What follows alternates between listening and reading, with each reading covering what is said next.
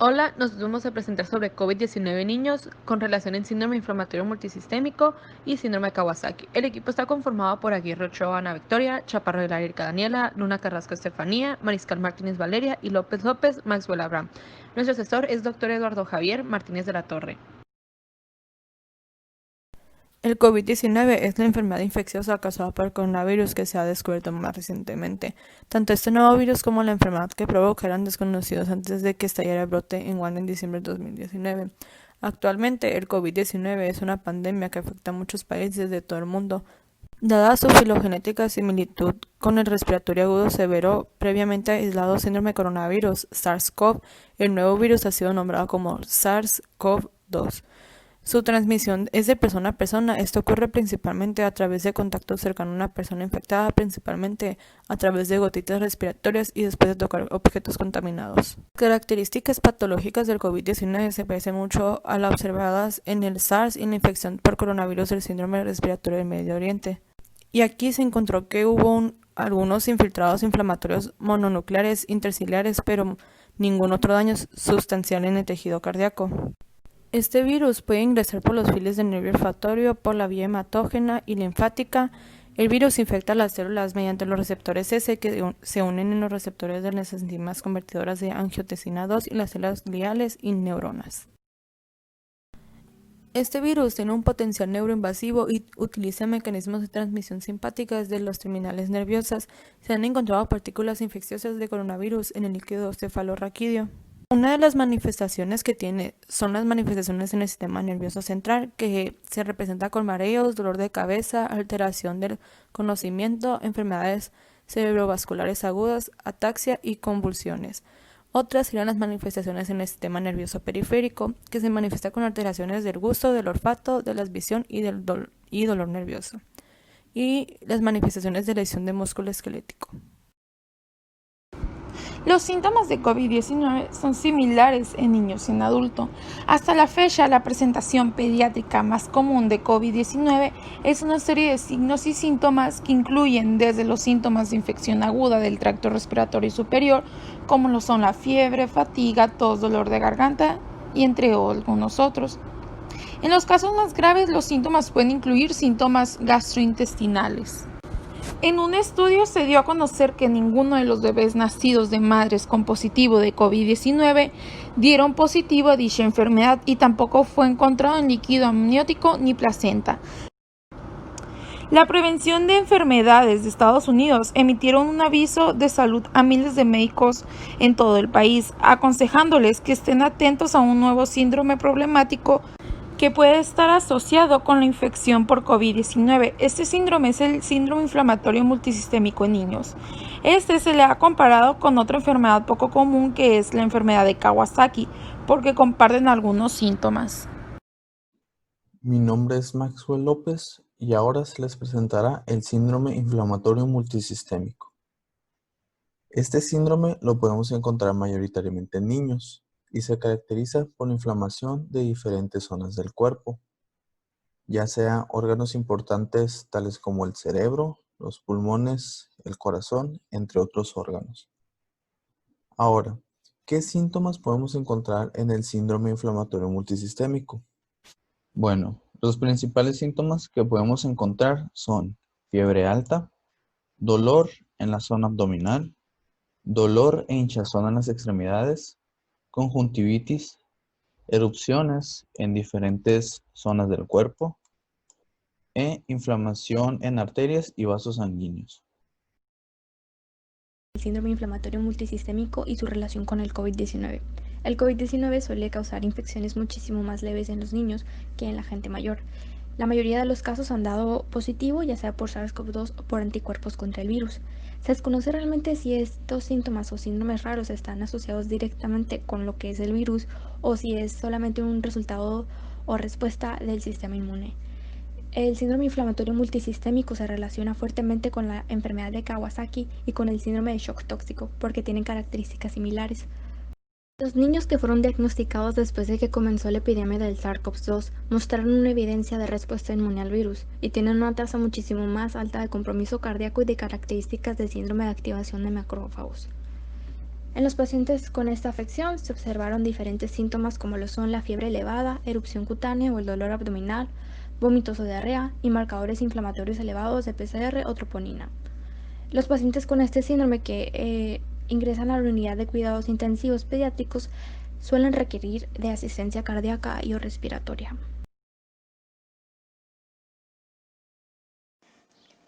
Ahora hablaremos sobre la enfermedad de Kawasaki. Esta es una rara condición que afecta típicamente a los niños menores de 5 años y provoca una inflamación a nivel de los vasos sanguíneos. Los síntomas de esta enfermedad son la fiebre y el salpullido, ojos rojos, labios o boca seca o agrietados, el enrojecimiento de las plantas de las manos y las plantas de los pies y las glándulas inflamadas.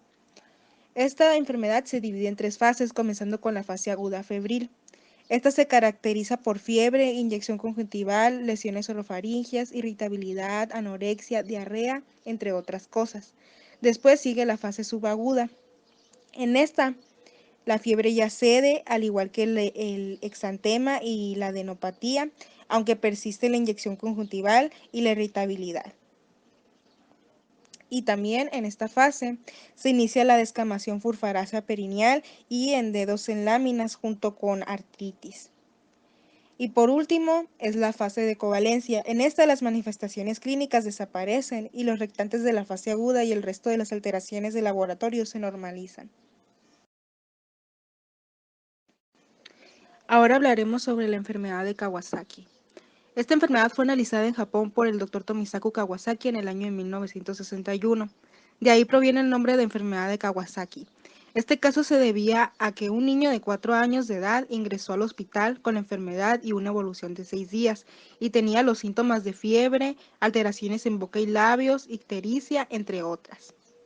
Y para el año de 1976 fue cuando se registraron los primeros casos en Estados Unidos con la enfermedad de Kawasaki. Ahora les hablaré sobre la etiología de la enfermedad de Kawasaki. Bueno, su etiología aún es desconocida, pero diversos aspectos clínicos y epidemiológicos sugieren una etiología infecciosa. Y esto se debe ya que al ser una enfermedad autolimitada, acompañada de fiebre, de exantema, enantema y de adenopatía, sugiere una causa infecciosa. Y pues la baja frecuencia de la enfermedad en lactantes y en pequeños y en niños mayores pues es consistente por la hipótesis de que la enfermedad de Kawasaki es causada por un agente al cual la mayoría de los adultos son inmunes y que los lactantes están protegidos por anticuerpos maternos.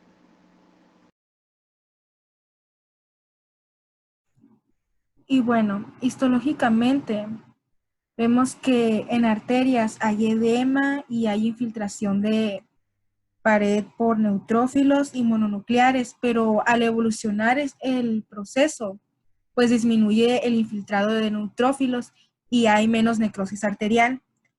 Aquí tengo esta imagen que nos está mostrando una arteria de mediano tamaño y esta pues tiene necrosis fibroide en la pared. Podemos observar carrorexis y trombosis que ocluye pues parcialmente la luz. En la segunda imagen, pues podemos observar lo que es una arteria cortical mediana. Y esta, pues vemos que tiene necrosis fibroide en su pared, aquí y aquí. Y también podemos observar que hay segmentos de pared arterial sin lesiones, como es aquí y aquí. Y también lo que nos señala estos asteriscos vendría siendo lo que es la luz del vaso. Un informe de un caso temprano relacionado con el COVID-19 se presenta como la enfermedad de Kawasaki. Todos los pacientes tenían fiebre subjetiva o medida, y además la mitad informaron erupciones cutáneas, dolor abdominal, vómito o diarrea. Los síntomas respiratorios informaron en menos de la mitad de estos pacientes. Otras características notables incluyen el desarrollo de pequeños derrames pleurales, pericárdicos y ascíticos, que sugieren un proceso inflamatorio difuso. Además, todos estos niños dieron negativo para el coronavirus 2 del síndrome respiratorio agudo severo. Bueno, ahora les voy a hablar sobre la fisiopatología entre ambas enfermedades. Primero vamos a empezar con los síntomas del síndrome inflamatorio multisistémico pediátrico. Aquí abarcan entre los síntomas gastrointestinales y dolor abdominal, fiebre alta entre 38 y 40 grados centígrados, dolor en las extremidades e hinchazón, ojos rojos y erupciones en el cuerpo y en la zona genital. También inflamación de arterias coronarias y vasos sanguíneos. Ahora vamos a seguir con los síntomas de la enfermedad de Kawasaki. Aquí abarca desde los labios rojos y agrietados, lengua roja hinchada, fiebre alta de 39 grados que dura más de 3 días, manos hinchadas, piel roja en la palma de las manos, ojos rojos sin secreción, erupciones en el cuerpo y en la zona genital, pies hinchados, piel roja en la planta de los pies. En esta tabla podemos ver la comparación entre el síndrome inflamatorio multisistémico y la enfermedad de Kawasaki.